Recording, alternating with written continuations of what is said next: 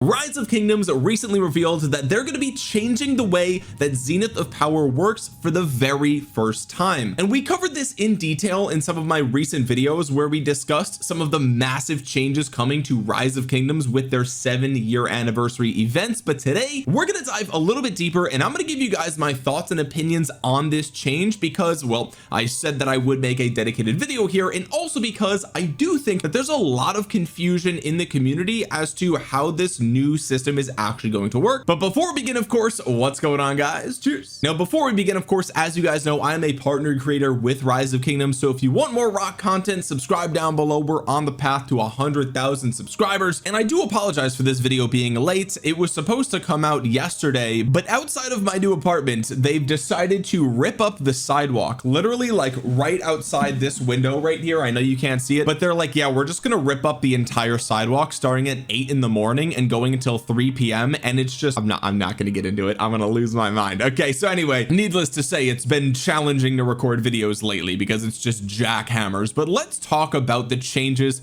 to Zenith of Power. Okay, now first of all, if you're a new player, what actually is Zenith of Power? Well, it's an event that comes around typically 4 times per year, and this event is a big deal because it gives players the ability to compete with one another to get a limited time, limited edition city skin for their account. And these city skins historically have been some of the strongest skins in the entire game. For example, not that long ago they released the On Wings of Sailcloth skin, which gave all of your troop types 12% troop defense and 5% action point recovery, which made this skin a really powerful skin, especially for people who are planning to do a lot of open field fighting. And it also looks absolutely fantastic, if we're being honest. The problem though is that in order to get these Zenith of Power skins, you had to be in the top 10 ranking during the Zenith of Power event, which literally just meant gaining the most amount of power out of anybody, not only in your kingdom but in your continent, so all the kingdoms surrounding yours. And so it's a really tough event to actually win, and it is almost impossible as a free-to-play player or a low spender, although it is possible technically. And a few months ago, it might have been last year, I posted a video covering one of my viewers who actually did win Zenith of Power as a free-to-play. You could check that video out if you are interested. But the biggest downside to the old method is just that if you weren't in the top 10, you didn't get the skin, and then the skin is gone forever, and then GG, that's it. So now that we understand what the Zenith of Power is, what are the changes coming to Zenith of Power? Well, of course, if you guys watched my most recent update videos, you'll know that they're changing Zenith of Power to include the Zenith shop, and the Zenith shop is actually a way to guaranteed get the Zenith of Power skin every single time, but it is really expensive. So let's quickly go over the pros and cons of the old system and then compare it to the pros and cons of the new system. So in the previous way that Zenith of Power worked, one of the pros was that only 10 people per continent actually got the Zenith of Power skin. And that might sound like a weird thing to say as a pro, but this is really important for free-to-play players and low spenders because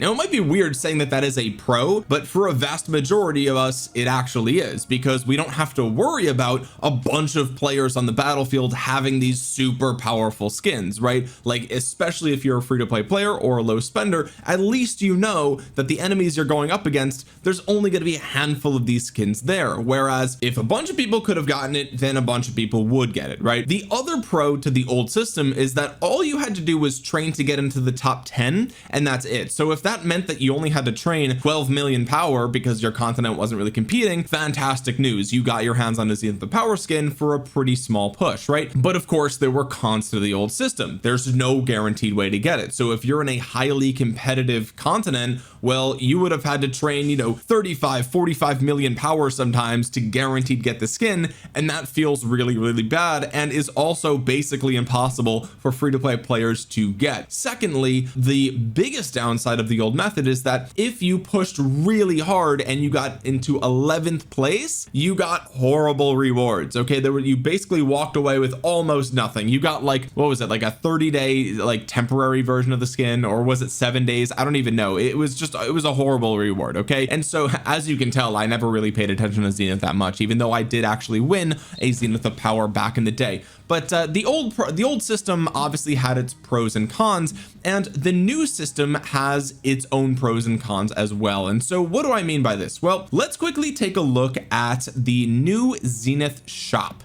The new Zenith shop is where you can spend your Zenith badges, and as you see in the mail, it's 5 million power gain for one Zenith badge, and one Zenith badge gets you either 5 legendary commander sculptures, 2 legendary material choice chests, or 5 of the level 6 reserves, which is insane. Anybody who gets this, I don't know what you're thinking. Okay, and as you can see here, it costs 12 of those to guaranteed get the skin. And again, if you missed my most recent video, the new Zenith skin gives you 16% universal troop attack and 5% action point recovery, which makes it one of the best skins in the entire game. So let's look at the pros of the new system. There is a guaranteed way to get the Zenith skin. This is a huge change. Back in the day, there was no guaranteed way to get it. Now there is for everybody who wants. So simultaneously, another pro is that more than 10 people can get it, right? If you've got a bunch of people in your kingdom that want this skin, great news, you can all get it now, which is fantastic. The third pro is that if you don't get this skin, you can at least redeem these badges for some relevant rewards, right? You might only get, 10 legendary commander sculptures or 4 legendary material choice chests or whatever the case might be, but there's at least some additional rewards on top of your ranking rewards that are,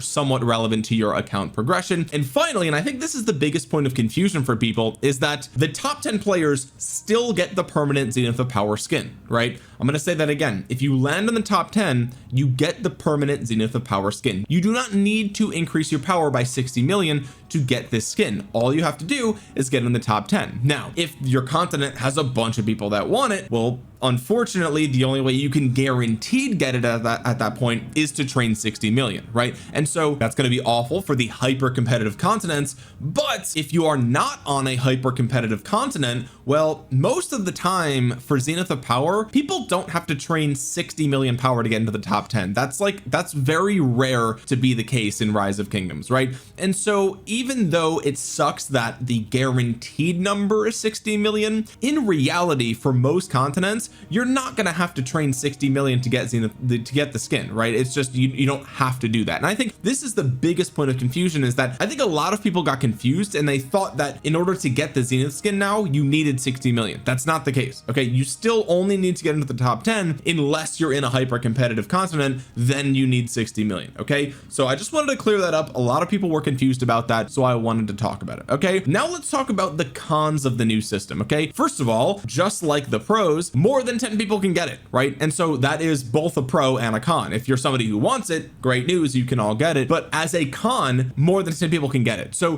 the problem here is that if you're a free-to-play player or a low spender, well, now you have to worry about more people having these powerful skins that you will not have access to. Okay, and that is definitely a con. The second con is that the guaranteed power number is 60 million, right? So even though I just said that you don't need to train 60 most likely for most continents, it's still a con that the guaranteed number is 60, right? Like that's a really high number. It's kind of insane. And the third con, and this is the one that I think rubbed a lot of people the wrong way, that is the fact that your badges that you earn in the Zenith of Power do not carry over to future Zenith of Power shops. Let's say you train 15 million power for the upcoming Zenith of Power, you do not land in the top 10, you don't get the skin, but you get 3 badges. You would think, okay, well, I can save those 3 badges for the next Zenith of Power, and then maybe if I push another 15-20 million, then maybe I can get my hands on something that I care about, right? Okay, well, the answer is no. Unfortunately, that is not the case. You are required to spend your badges for this Zenith of Power,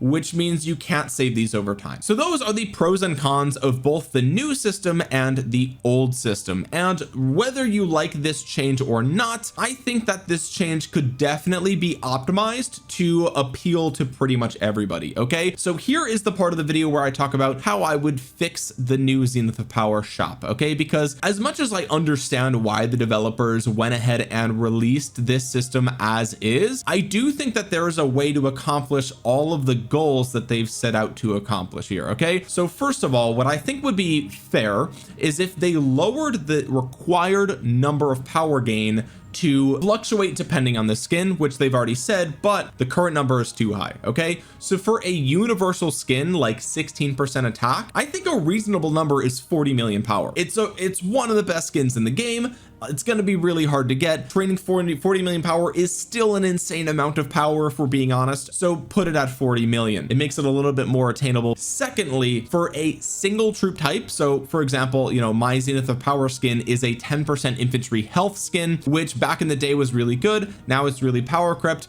but for a troop specific Zenith of Power, let's make it 25 or 30 million to guaranteed get it, right? I think that that would be reasonable, because again, I think for most players, the universal ones are the ones they're looking for anyway. So if you're going to lock yourself into one troop type, then, you know, it's a little bit cheaper to guaranteed get it. Okay, it's still going to be hard, but it's not going to be impossible like 60 million. So that's kind of the biggest bullet point that I want to touch on here. This second thing that I would love to see them do is make the currency carry over, right? Like, why would you not make it carry over? You know what I mean? Like, what is the benefit to the player of it not carrying over? If we think about it, like from the player's perspective, it's only downside. There's no upside there, right? It's not like, oh, if you spend it now, you get something really good that goes away, right? Like, no, it's if you have 5 of these badges, you can't get anything really spectacular anyway. And so if we have a player first mentality here, these badges should carry over, right? And this also solves simultaneously another problem, right? Remember what I said before, that one of the cons of the new system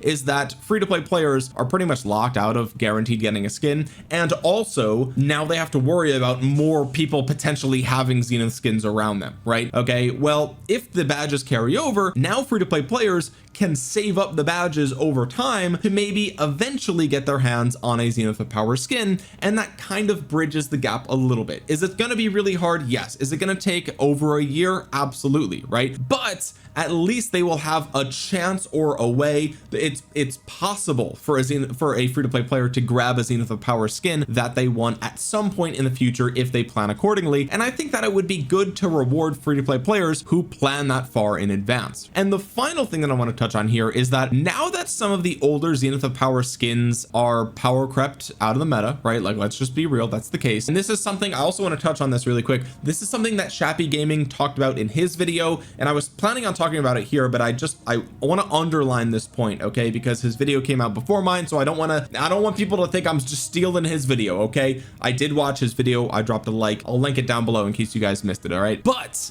now that we've got a Zenith shop, let's make good use of it. Okay, putting legendary materials and legendary sculptures in there is great. That's fantastic, but that's not why people push for Zenith of Power. And if we look at other events where, you know, you come in first place, you get 20 universal sculptures, like, you might as well just push for those instead rather than Zenith, right? It's almost like the sculptures and the materials are a consolation prize. So if we went through all the effort to put a shop into Zenith of Power, well, why don't we make it so that way players can get some of the older skins that are now power crept out of the game, right? I mean, like, look, I've got the Atlanta skin. I got this a very long time ago. I don't even remember. This was 2021 anniversary city theme, right? 2021. I've had this skin for 4 years now, okay, and I almost never use it because it's just not good anymore. Most of the time I'm still rocking Twilight Falls because most of my armies are still skill damage, right? We've got my Archer March, we have my Hua with Joan, and we have my Ragnar with Scipio. That's 3 out of my 5 marches are using skill damage. It makes sense to go ahead and do this. Can you imagine if the new Zenith of Power is 12 badges, if Ancestral Hall is like 8 badges, right? Or even something like On Wings of Sailcloth is 8 badges. It's maybe make it a little bit cheaper because it is worse objectively, right? And it is older, but it's still a lot of power, right? And some people would do that. Some people would say, hey, look, I'm not willing to train the 60 million to get 16% troop attack, but I am willing to train maybe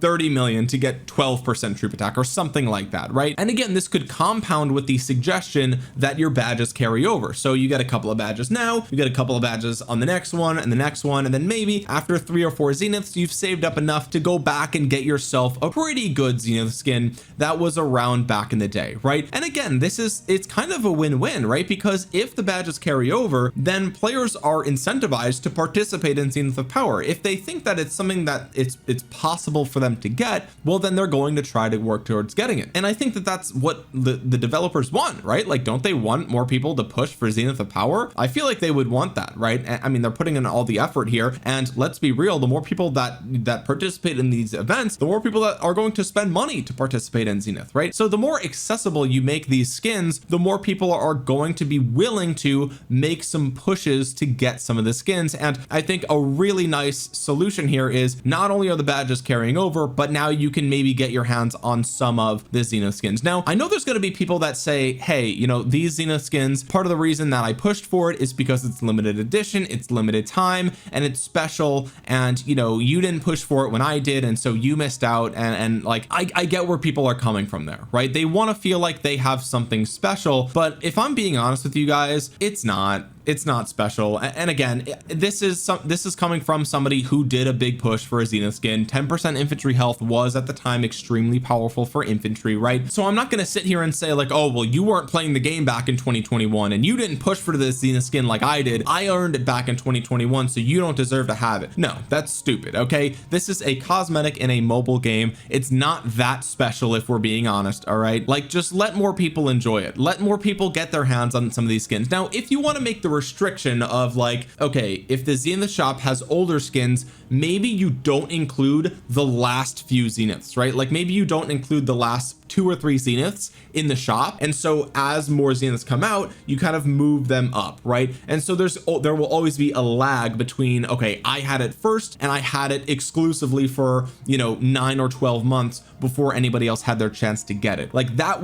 you would still feel special for a certain amount of time, and then once more and more Zeniths come out, well, it's starting to get power crept anyway. It's not that special anymore, so who cares if other people have it, right? Like that's really what it boils down to. I don't think there's anything super impressive about having a Zenith of Power skin from 3 years ago. Like why are we gatekeeping 2 or 3 year old Zenith of Power skins when they're not even meta anymore to begin with? Again, I get where people are coming from with that. As somebody who has a Zenith skin, it's nice that I could put on the Atlantis skin, or I can transmog this to something else, and I'll be one of the only people on the battlefield that has this. And I think the skin looks freaking sick, right? I think the skin looks absolutely awesome. Okay, so it's cool for me to show up a teleport on the front line with Atlantis equipped, and everyone's like, holy shit, Omniarch's here, because no one else has it, right? Not no one, but very few people have it, right? So I'm a beneficiary of this being a super niche, super unique skin, and even I am willing to say like, look, let other people get it, right? Let other people have it. It's just a cosmetic, it's just a mobile game, it's not that serious. And I think it would benefit the most number of players if we didn't gatekeep some of the older Zenith of Powers, especially the ones that are power crept at this point. There's really no huge benefit to doing that at this point, so why not, right? Again, I'm of the mindset that we should do what is in the best interest of the most number of players. So if you're upsetting, you know, 1,000 people who have a Zenith of Power skin, and the benefit is that many more thousands of people can work towards it and get it and earn it, well, I think that's a good trade-off, right? Like it is what it is, especially if, like I said, it's a lagging inclusion into the shop. So,